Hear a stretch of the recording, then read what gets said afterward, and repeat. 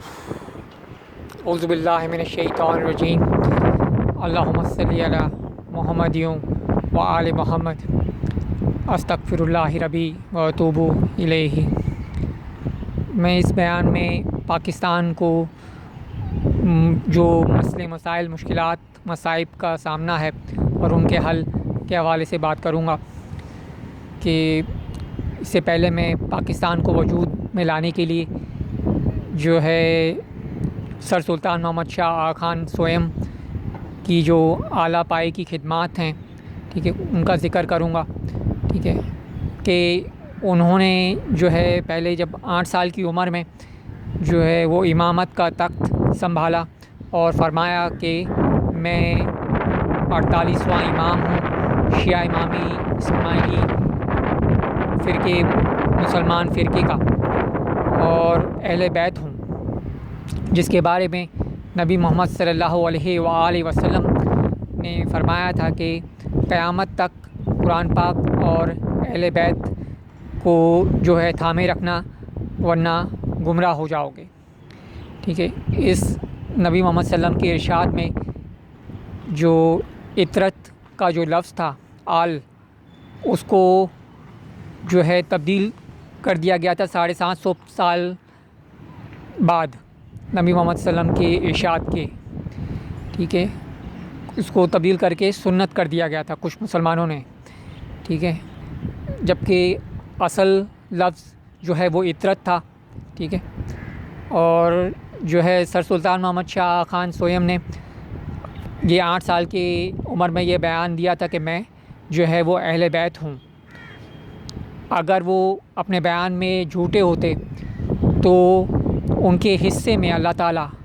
کبھی بھی جو ہے بنی نوع انسان کی اور پاکستان کو وجود میں لانے کی اعلیٰ پائے کی خدمات جس کی پوری دنیا معترف ہے، وہ کبھی بھی ان کے حصے میں نہیں آتی۔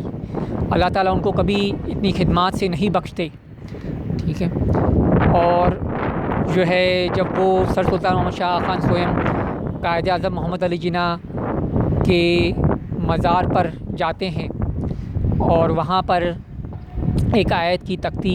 قرآنی آیت کی تختی دیکھتے ہیں جو میرے خیال سے سورہ رحمان کی فبی آئیہ اعلیٰ والی آیت تھی یا پھر سورہ نصر کی اذا جاء نصر اللہ والی آیت، تو سر سلطان محمد شاہ سوئم جو ہے وہاں پر جو ہے علماء اکرام سے کہتے ہیں کہ یہاں پر جو موضوع جو قرآنی آیت ہونی چاہیے وہ نصر من اللہ والفتح قریب ہونی ہے، جس کو علماء اکرام نے تسلیم کیا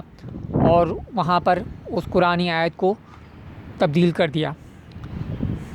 تو کہنے کا مقصد یہ ہے کہ جب کوئی اپنے بیان میں جھوٹا ہوتا ہے تو اللہ تعالیٰ کبھی اس کو جو ہے وہ اعلیٰ خدمات سے نہیں نوازتے ہیں، ٹھیک ہے۔ اور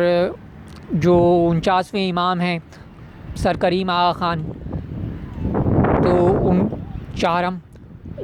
انہوں نے بھی حال ہی میں جو سیرت نبی کانفرنس ہوئی تھی انہوں نے اس میں اعلان کیا تھا کہ میں اہل بیت ہوں، ٹھیک ہے۔ تو اب یعنی ہم دیکھتے ہیں اس کے کہ ہم نے اہل بیت کو چھوڑ دیا، جس کی وجہ سے ہمارے سامنے مثالیں موجود ہیں کہ جنہوں نے کہ وہ جو اعلیٰ عہدوں پر فائز ہیں اور انہوں نے قرآن پاک بھی سمجھ کر پڑھا ہے، لیکن اس کے باوجود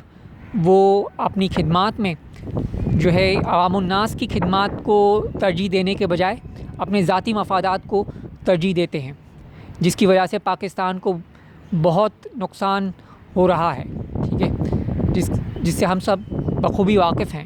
ٹھیک ہے۔ اللہ حامی و ناصر۔